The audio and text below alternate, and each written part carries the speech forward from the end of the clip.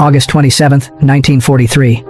The transport truck carrying 43 Italian women prisoners of war rumbled through the gates of a makeshift detention facility outside Fort Worth, Texas, creating confusion among the American military staff who hadn't quite known what to expect. Italy's surrender to the Allies just 3 weeks earlier had created an unprecedented situation. Italian soldiers who had been enemies were suddenly being reclassified as co-belligerents, no longer fighting for the Axis, but not quite trusted as full allies either. The women who served in auxiliary roles were caught in this strange limbo, technically prisoners but treated with far less hostility than German or Japanese captives would have received. 24-year-old Rosa Marino pressed her face against the truck's canvas opening, catching glimpses of a landscape that looked nothing like her native Sicily. Instead of olive groves and ancient stone villages, she saw endless flat scrubland, dotted with mesquite trees, and stretched beneath a sky so vast it made her dizzy.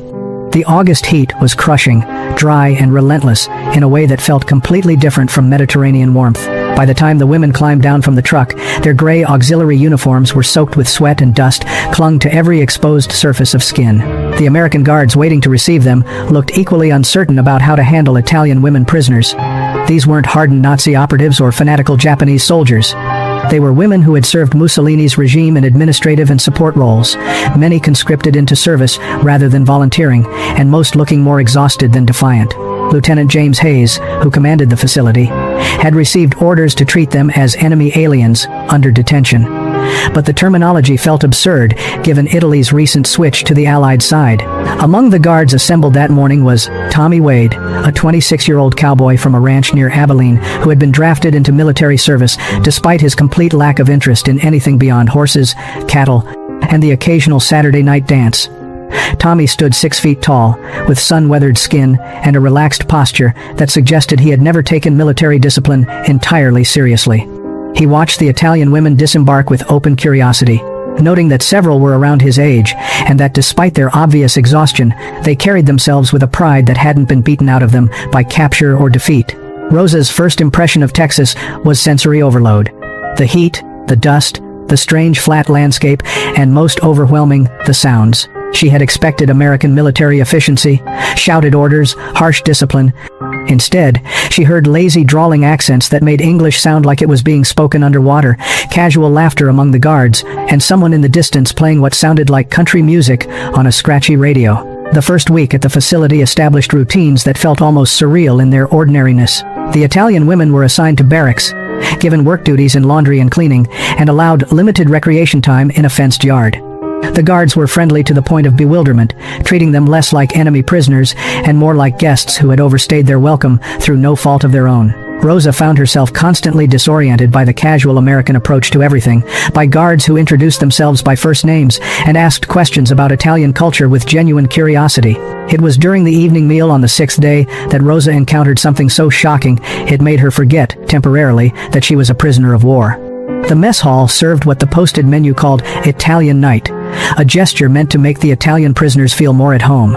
Rosa stood in the serving line with her tray, expecting perhaps a poor attempt at pasta. What she received instead made her stop dead in her tracks, causing the women behind her to bump into her in confusion. On her plate sat something flat and round, covered with what appeared to be ketchup, shredded yellow cheese that looked nothing like mozzarella, and slices of processed meat. The American server smiled proudly. "Pizza," he announced. "Figured you ladies would appreciate a taste of home." Rosa stared at the abomination before her. This wasn't pizza. This wasn't even a distant cousin of pizza. This was a crime against everything her Sicilian grandmother had taught her about food. She looked around the mess hall and saw American guards enthusiastically eating their own portions of this culinary disaster, apparently believing they were consuming authentic Italian cuisine. She couldn't help it. She laughed. Not a polite chuckle, but a full, incredulous laugh that rang through the mess hall and drew every eye to her. The laughter was partly hysteria from the stress of the past weeks, partly genuine amusement at the absurdity of Americans thinking this was pizza, and partly the first real emotion she had allowed herself to feel since her capture. Tommy Wade, sitting with other guards at a nearby table, heard the laugh and looked over. He saw Rosa holding her tray, her face a mixture of horror and amusement, staring at her food like it had personally insulted her. He stood and walked over, his cowboy boots making distinctive sounds on the linoleum floor. "Something wrong with your supper, ma'am?" he asked in his slow Texas drawl. Rosa looked up at this tall American cowboy and made a decision. Her English was limited but functional, learned in school before the war. This, she gestured at the plate, is not pizza. This is, she searched for the right word in English and settled on Italian, uno scherzo, a joke. Tommy's eyebrows raised. That's pizza. Says so right on the menu board. Rosa shook her head emphatically. No. Pizza has thin crust, fresh mozzarella, real tomatoes, olive oil, basil. Not this. She waved dismissively at the sad circle on her plate. Tommy looked at Rosa with a combination of skepticism and intrigue. Well now, if you're such an expert, maybe you ought to show our cooks how it's supposed to be done. Rosa hadn't expected that response. She had anticipated being dismissed or told to eat what she was given without complaint. Instead, this cowboy guard was suggesting she'd be allowed to cook. She glanced around at the other Italian women, several of whom had been listening to the exchange with growing interest. Carlotta Russo, a 30-year-old former teacher from Naples, spoke up in Italian. Tell him we'll make real pizza if they give us proper ingredients, Carlotta said. Show these Americans what Italian cooking actually is. Rosa translated the offer to Tommy, who grinned with an expression that suggested he'd just been presented with entertaining possibilities. He walked over to Lieutenant Hayes, who was finishing his own dinner at the officer's table. A brief conversation ensued, with Tommy gesturing toward Rosa and the other Italian women. Lieutenant Hayes looked skeptical at first, but then something shifted in his expression. He stood and approached Rosa directly. Miss Marino, is it? Lieutenant Hayes said, consulting a roster he pulled from his pocket. You're saying you can make better pizza than what we served tonight? Rosa drew herself up to her full height of 5 feet 3 inches. See, yes, much better. Real Italian pizza. But I need proper kitchen, proper ingredients. Lieutenant Hayes considered this for a moment.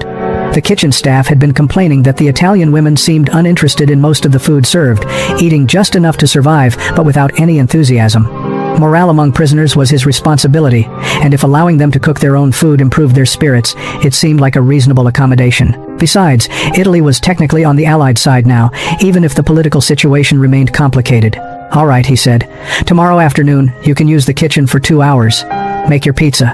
Show us what we've been doing wrong. But, he added with a stern look, this is a privilege that can be revoked if there are any problems. Understood? Rosa nodded eagerly, already mentally cataloging what ingredients she would need. That evening, the Italian women gathered in their barracks with an energy that had been absent since their arrival. Rosa, Carlotta, and 5 others who had experience cooking began planning. They would need to work with whatever ingredients the American military kitchen had available, which meant improvising in ways that would make their grandmothers weep. But they were determined to create something that at least resembled authentic pizza. The next afternoon, Rosa and her team entered the kitchen with a mixture of nervousness and determination. The American cooks watched with obvious skepticism as the Italian women took over their workspace. Rosa surveyed the American military kitchen with the critical eye of someone whose Sicilian grandmother had trained her in the sacred art of Italian cooking from childhood. The ingredients available were far from ideal. No fresh mozzarella, only blocks of something called mozzarella cheese that bore little resemblance to the real thing. No San Marzano tomatoes, just canned tomato sauce. No fresh basil, though she found dried herbs in the pantry. But she had flour, yeast, olive oil, and most importantly, she had knowledge passed down through generations of Italian women who understood that food was love made edible. She began making dough, her hands moving with practiced confidence as she combined flour, water, yeast, and salt. The other Italian women worked alongside her, each taking on roles they had performed countless times in their own kitchens back home. Carlotta prepared the sauce, doctoring the canned tomatoes with garlic, oregano, and a touch of sugar to balance the acidity. Maria Benedetti, a quiet woman from Rome, sliced the cheese with careful precision while singing a Neapolitan folk song under her breath. Tommy Wade had positioned himself near the kitchen entrance, officially there to supervise the prisoners, but actually fascinated by watching them work. The transformation was remarkable. These women who had seemed defeated and exhausted just days earlier now moved with purpose and joy, their hands busy with tasks that clearly connected them to something deeper than just making food. They laughed, argued in rapid Italian about the proper way to stretch dough, and occasionally broke into song. What were you singing about? Tommy asked during one particularly energetic verse. Rosa looked up from kneading dough, flour dusting her cheeks. His old song about Naples, about making pizza for big family gathering. She paused, then added quietly, about home. Tommy nodded, understanding suddenly that this wasn't just about proving American pizza was inferior. This was about holding on to identity, about maintaining connection to a homeland these women might never see again. He watched Rosa's hands work the dough with a gentleness that seemed at odds with her earlier defiance, and he found himself wanting to understand more about where she came from, what her life had been like before war turned everyone into enemies. "Can I help?" he asked impulsively. Rosa looked at him with surprise. "You want to learn make pizza?" "Why not?" Tommy shrugged. "I can follow directions. Used to help my mama in the kitchen before I got too big and clumsy for her liking." Rosa considered this, then gestured him forward. "Okay, cowboy. Come, I teach you." What followed was the beginning of something unprecedented in the facility's brief history. Tommy Wade, Texas cowboy and military guard, stood elbow to elbow with Rosa Marino, Italian prisoner of war, learning to stretch pizza dough. His first attempts were disasters, the dough tearing and bunching under his inexperienced hands. Rosa laughed at Tommy's clumsy attempts, but it was warm laughter without mockery. No, she demonstrated again. "Gentle. Like you touch something precious. The dough, she is alive. You must respect her." By the time the pizzas emerged from the oven an hour later, word had spread throughout the facility. Guards, cooks, and even Lieutenant Hayes gathered in the mess hall to witness the results. Rosa carried the first pizza to a table with ceremonial care. The crust was golden and blistered, the cheese melted properly, the sauce fragrant with garlic and herbs. It wasn't perfect by Italian standards, constrained as they were by American ingredients, but it was unmistakably, authentically pizza. Tommy took the first bite at Rosa's insistence. His eyes widened. "Holy hell," he said, then remembered his manners. "I mean, ma'am, this is nothing like what we had yesterday. This is actually good. Really good." Other guards crowded around, and soon the Italian women were serving slices to a mess hall full of Americans who had never tasted authentic Italian food. The response was unanimous and enthusiastic. Within an hour, Tommy was begging Rosa to teach him more, and other guards were asking when the Italian women could cook again. This became a regular occurrence. 3 times a week, the Italian women were given access to the kitchen, and what started as a simple morale initiative evolved into informal cultural exchange. Cowboys learned to make pasta from scratch, to understand that garlic shouldn't be burnt, that olive oil was sacred. The Italian women learned about Texas barbecue, about chili that bore no resemblance to anything in Italian cuisine, about American hospitality that expressed itself through generous portions and casual warmth. But this honeymoon period was interrupted in late September, when Red Cross letters began arriving from Italy. Rosa received hers on a Thursday morning, and the news it contained shattered the comfortable routine they had established. Her mother wrote from their village in Sicily, describing civil war that had erupted after Mussolini's fall. Italian partisans fought against fascist loyalists and German occupiers. Their village had changed hands 3 times in as many weeks. Rosa's brother Marco had joined the partisans and was somewhere in the mountains, fighting former countrymen who still pledged loyalty to Mussolini's puppet republic in the north. Most devastating was her mother's question, written in shaking handwriting at the letter's end. "Rosa, did you know what Mussolini was doing? The things the fascists did to people who disagreed. The way they helped the Germans round up Jews, the prison camps. Everyone is saying they didn't know, but how could we not have known? What kind of Italians were we?" Rosa sat in the barracks clutching the letter, feeling her understanding of herself crumble.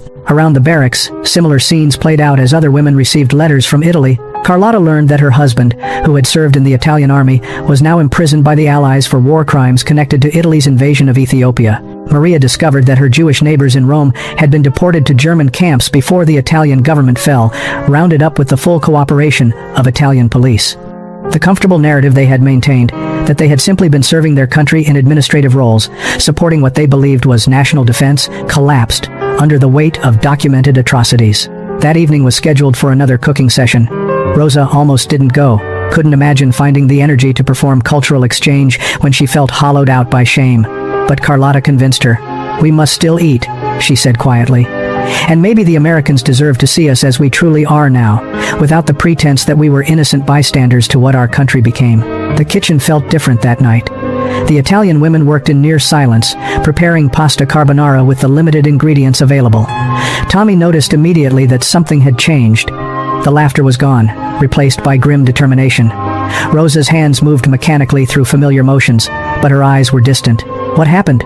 Tommy asked, standing beside her at the counter. Rosa continued stirring sauce, not meeting his eyes. "We received letters from home, from Italy. We learned things about what Mussolini's government did, what our country did while we served it." She finally looked at him, tears threatening to spill. "We thought we were patriots, Tommy. We thought we were defending Italy.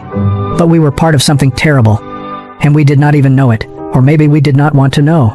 Lieutenant Hayes had received intelligence briefings about Italy's role in Axis atrocities, about the fascist regime's collaboration with Nazi Germany, about prison camps and political murders. He approached the kitchen table where the Italian women had gathered, carrying newspapers that contained accounts of these crimes now being exposed as Allied forces advanced through Italy. "I think you should see these," he said quietly, placing the papers on the table. "Not to punish you, but because you deserve to understand the full truth about what you were part of, whether you knew it or not." The women read in silence, passing the newspapers between them. Articles detailed Italy's racial laws against Jews, the brutal occupation of Ethiopia, where chemical weapons had been used against civilians, the prison islands where political dissidents were sent to die, the enthusiastic participation of Italian police in German deportation orders. The evidence was overwhelming and undeniable. Rosa finished reading and set the newspaper down with trembling hands. Around the table, her fellow prisoners sat in various states of distress. Some wept quietly. Others stared at nothing, their faces reflecting the internal collapse of everything they had believed about their service to Italy. The pasta they had prepared sat cooling on the stove, temporarily forgotten in the face of this moral reckoning. Tommy Wade felt deeply uncomfortable witnessing their anguish, but couldn't bring himself to leave. He had fought in North Africa, had seen Italian soldiers surrender by the thousands after the tide turned against the Axis. He had been taught to see them as enemies, but standing in this kitchen watching women confront the sins of their government, he saw only humans grappling with unbearable guilt. "You didn't do those things personally," Tommy offered awkwardly. "You weren't soldiers. You were office workers, radio operators, support staff." Carlotta looked up at him with red-rimmed eyes. "Does that matter? We served the government that did these things. We saluted Mussolini's flag. We believed in the glory of the Italian Empire." Her voice broke. "We were fools, or cowards, or both. Either we did not know because we chose not to look, or we knew and pretended not to understand." Lieutenant Hayes pulled up a chair and sat at the table with them, an action that violated typical protocols about maintaining distance between captors and prisoners. "Listen," he said.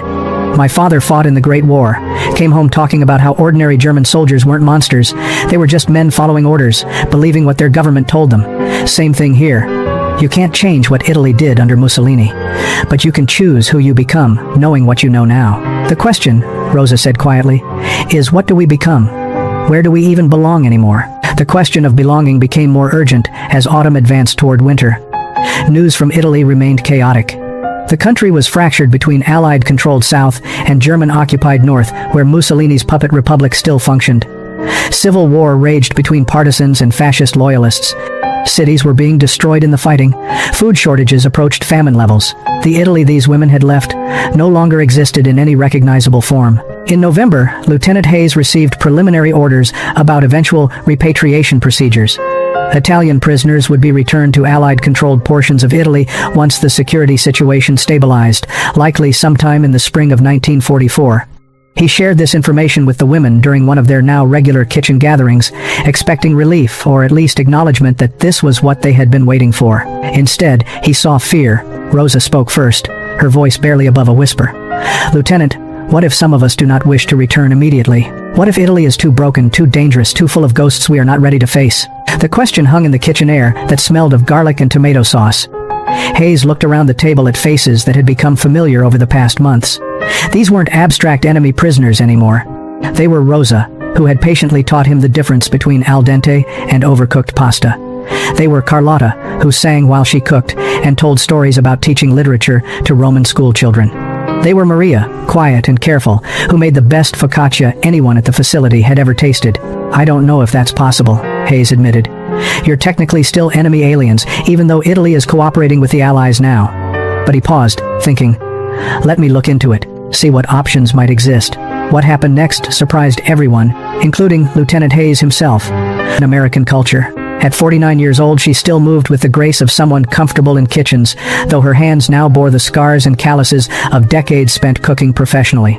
In the front row sat Tommy Wade, her husband of 23 years, grinning with the same easy smile that had first appeared when she laughed at American pizza all those years ago. Their 4 children occupied the seats beside him, the oldest, Maria, now 22, and managing the family's second restaurant location, and the youngest, James, barely 16, and already showing culinary talent that made Rosa's heart swell with pride. Rosa's Trattoria had become a Fort Worth institution. What started as a small restaurant sponsored by local families had grown into a beloved establishment where 3 generations of Texans had learned what authentic Italian food tasted like. But Rosa never let success erase the memory of how it began. The walls of her restaurant displayed photographs from those early days at the POW facility, images of Italian women teaching cowboys to make pasta, of that first real pizza emerging from a military kitchen oven, of friendships forming across enemy lines through the universal language of food. The story Rosa told that day had been told countless times, but it never lost its power. She spoke of arriving in Texas as a prisoner, of being shocked by what Americans called pizza, of the unexpected kindness that flowed when cultural barriers dissolved in kitchens filled with the aromas of garlic and tomatoes. She described how food became the bridge that allowed enemies to see each other as simply humans, who all needed to eat, who all carried memories of family meals and volunteered to provide housing for Italian women while they established themselves. What had started as a military detention situation was transforming into something unprecedented. A community adoption of former enemy prisoners. Lieutenant Hayes worked channels he barely understood, contacting immigration officials, military liaisons, and State Department representatives. Word had spread beyond the military facility about the Italian women and their cooking. Guards went home on leave talking about authentic Italian food, about women who could transform basic ingredients into something remarkable. Local newspapers ran a human interest story about enemy prisoners teaching Texas cowboys to make pasta. The coverage was generally sympathetic, emphasizing Italy's switch to the Allied side and framing the women as refugees from fascism rather than its supporters. Tommy Wade's mother, Susan Wade, read the article in the Fort Worth Star-Telegram and made a decision. She drove to the facility with 3 other ranch wives and requested a meeting with Lieutenant Hayes. "These Italian women," Mrs. Wade said without preamble. "The ones who can cook. Do any of them need sponsors to stay in America?" Lieutenant Hayes was caught completely off guard. "Ma'am, they're prisoners of war. The procedures for allowing them to remain are complicated. Then start uncomplicating them," Mrs. Wade said with the directness that had made her a successful ranch owner after her husband's death 5 years earlier. "Fort Worth doesn't have a single decent Italian restaurant. These women have skills we need, and from what my Tommy tells me, they don't have much waiting for them back in Italy. Seems like a situation where everybody wins, if we can work something out." Other local families came forward with similar offers. The owner of a downtown building offered to lease space below market rate for an Italian restaurant. A food supplier offered wholesale prices on ingredients. Several families over the past months joined them, and the kitchen overflowed with the mingled aromas of Italian cooking and Texas barbecue that someone had contributed to the feast. Tommy sat beside Rosa, their shoulders touching in a way that had become natural over months of cooking lessons and conversations. "You sure about staying?" he asked quietly. "It's not too late to change your mind." Rosa looked at him with a small smile. "I am sure. Italy will always be my first home. But Texas," she gestured around the crowded kitchen, "this has become home too. Different home, but real." 25 years later, in the spring of 1969, Rosa Marino Wade stood before a packed conference room at a food journalism convention in Dallas, preparing to address an audience about the role of immigrant cuisine. The unique circumstances helped their case. Italy was no longer an enemy nation, but an allied co-belligerent. The women had skills that could benefit American communities. They had American sponsors willing to vouch for them and provide employment. Most importantly, they had demonstrated genuine transformation, acknowledging their former government's crimes and expressing desire to build better lives. By March 1944, provisional approval came through. Italian prisoners at the Fort Worth facility could apply for reclassification as displaced persons and sponsor-based immigration, allowing them to remain in America if they chose. The decision was voluntary.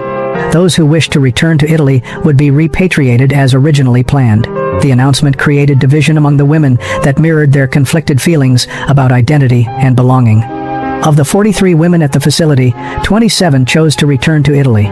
They felt a duty to help rebuild their broken homeland, to face whatever awaited them with courage rather than flee to comfort in America. Carlotta Russo was among them. "I must go back," she explained to Rosa during a late-night conversation in their barracks. "Italy needs teachers who understand what went wrong, who can help the next generation avoid the mistakes we made. I cannot do that from Texas." Rosa understood, even as it broke her heart to lose her friend. She was among the 16 women who chose to stay. Her reasons were complex. Fear of returning to a country at war with itself, shame about facing her family, knowing what she had unknowingly supported, but also, genuinely, hope about building something new in America, about being part of the bridge between two cultures that had learned to see past their differences. The farewell gathering in April was held in the kitchen, the space that had become sacred ground for their transformation. The women who were leaving helped cook one final meal alongside those who were staying.